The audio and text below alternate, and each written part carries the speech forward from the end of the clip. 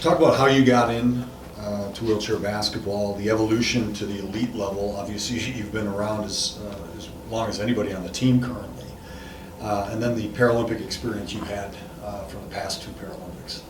Okay, so first, how I got involved in. Yeah, how you got involved in the. How I got involved in basketball is I first attended a wheelchair sports camp for children in Omaha, Nebraska. And I had always been in an athlete family. Both my brother and sister played professional basketball, and we always played basketball.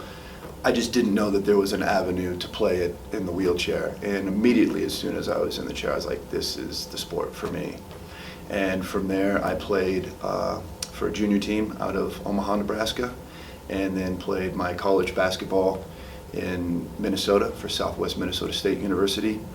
And my senior year, there was a team there at the Final Four scouting from Italy and asked me if I would be interested in playing overseas professionally. And so I went over there, and I've been playing professionally over in Europe ever since. Talk about the Paralympic experience you had in Athens and again in London. So the first one is always special. I was young. I was new to it. We took a really young team. I think that we were too young and too inexperienced ultimately, and we had a good team, but we were hoping for a medal. The London experience was really an amazing experience. Every single game was completely sold out. We were in all the papers. All the newspapers had several pages each day about the Paralympics. I remember them telling me there in London that they built the two largest McDonald's in the world there on the actual grounds of the Olympic Center. And they told us that the two biggest days that they had of sales were not the Olympic days, they were actually Paralympic days. It was unbelievable. And to have 19,000 people, in the O2 Arena. I remember specifically that last game that we played to win the bronze medal, to play Great Britain in the O2 Arena, just packed. And at the beginning of the game, have 19,000 people, because it's the largest arena in all of Europe, screaming, "God save the Queen."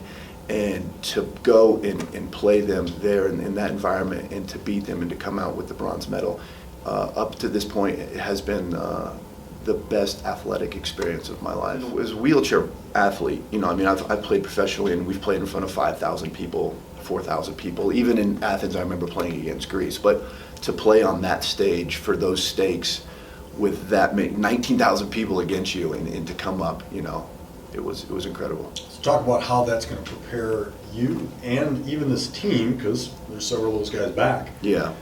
For real. I think that you're always learning as you're going. It's this whole process to achieve elite level. It's physical, it's mental, and you see the very best teams are not young teams in the sense of, you're not going out there with 20-year-olds or 24-year-olds and winning gold medals. This team has a lot of experience and, what would I say? These guys have talked about the chemistry. Yeah, it's chemistry, but we have competitive maturity. This team has the most competitive maturity of any team I've ever been on, and I think that we've taken the experiences and maintained a lot of our main group from 2012, from 2011, and continued it. And I think that was a big step for us. And I think we've taken the good parts of that and then added in some others. And this team is, because the team in 2012 was good. We had a lot of talent. But this team is by far the best team we've ever put together talent-wise. And without a doubt, it's the best team we've ever had collectively and with chemistry. This has been the most enjoyable basketball experience I've ever had, without a doubt. Talk about mid-range shooting and low post scoring. For myself? Yeah. I think most people would know that everybody on this team has something that they do incredibly well, or they're specific. For me, I'm a scorer. I'm a scorer at heart, and I've worked really, really hard at my craft for years, and I've essentially dedicated my whole adult life to to wheelchair basketball.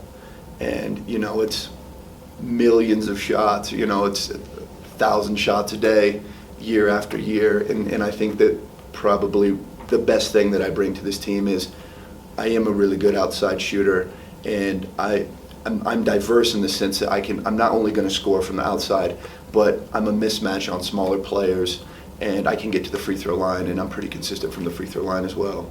You guys I think talked that's about your mid-range game or on the L's or going out. yeah. There. I think You're especially lethal. when I think we've got 3 elite level shooters. Maybe even a few more. But especially when you put guys like me and Serio out there on the wings, we're just absolutely mandatory jumps. Yep. But talk a little bit about what it takes to score down low. If you get in that position, and the team is probably a little smaller, comparatively to some of the other bigger teams out there. Not you personally, but some of the other teams. It's a different level of scoring. It's a different kind of scoring. Yeah, it's a skill in itself. To learn you've got to be strong through your body, strong through your chair, because as anyone can see, especially at this level, it's a lot of contact and it's very, very physical. And you've got to learn how to position your chair, how to position your body, how to be patient as well and wait for the contact and then shoot. It's something that I've worked very, very hard on. It's funny, if someone had seen me play in college, you would have seen me play really specifically just out on the wing. I played much more like a Mikey Pay does or like a Jake Williams does. But I remember my first year I got over to Europe, I played with Brad Ness, who plays for the Australian national team. And he was like, hey, with your size and your classification, if you want to be a great player, you've got to learn to play inside. And it's something I've really dedicated a lot of time and hours to doing. So that's how you've developed the inside-outside. Yeah, and I think now it's because of that I've become a complete player on the offensive end. Talk about your family. You said your sister and your brother both played pro ball. Yeah, that's right. I come from an athletic family, from a really competitive family. A family that we all wanted to win at anything we did, whether it was Monopoly games or chess, checkers, and height in my family. My uncle's 6'9", my brother's 6'9", my dad's 6'4", my nephew just got a college scholarship to play Division II. He's 6'8", and I think that we all pushed each other along. My brother, he went to the University of Nebraska on a basketball scholarship. He played 12 seasons overseas in Europe. My sister as well played Division I at Oral Roberts University on a full basketball scholarship, and she played 3 seasons overseas in Spain, one of the very best leagues in the world. And I think that having each other around and really pushing each other, I think we showed each other what it took to be elite level. I remember on days where I would be like, oh, I'm tired, I'm sore, I don't want to go shoot today. My brother would get on me like, oh, you're lazy, you need to go get up shots. We would push each other, and we would do shooting games. We would play, even with me in a wheelchair, I would play them one-on-one, and we'd play 21. We just all pushed each other, and I think that was a great benefit to each other. It seems like there's a lot of these guys that come from very competitive families. And that was a little bit of the baseline of what really got them, pushed in and saying, I want to be an elite level athlete. I think that there's no way to achieve this level of, because this is the top, the Olympic level. There's no way to achieve this level of athletic competition without being hugely intrinsically motivated and competitive to your core. Because if you didn't have that, there's no way that you'd put in the time and the hours. So for me personally, during the season or usually during the year, I am on average training about 5 hours per day. That's about 6 days a week. I always take 1 day a week off just to recover mentally and physically. But usually what it entails is in the morning, I try to get up about 1,000 shots. That usually takes me about an hour and a half or 2 hours. I'll do some chair skills in there as well. 3 to 4 times a week, I'll then lift weights, and then I'll take a break. and we come back, and on my club team we train Monday through Thursday for 2 hours to 2.5 hours, and full on, running up and down, and that's about as much as the body can take. So people say 1,000 shots, so that's Steph Curry-like. Is that what it takes? I think that's what it takes. There's no difference between an NBA elite shooter and an elite shooter at this level. There's absolutely no difference. That's the one thing that I've learned from having a brother that's a professional athlete and being around all his teammates and the guys that he's played with.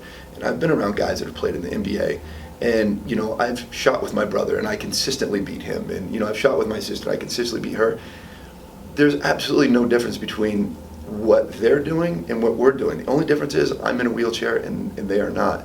But to be great at something, to be truly great at a craft, I remember Gladwell says it takes 10,000 hours of training. That's the level that it takes to be great.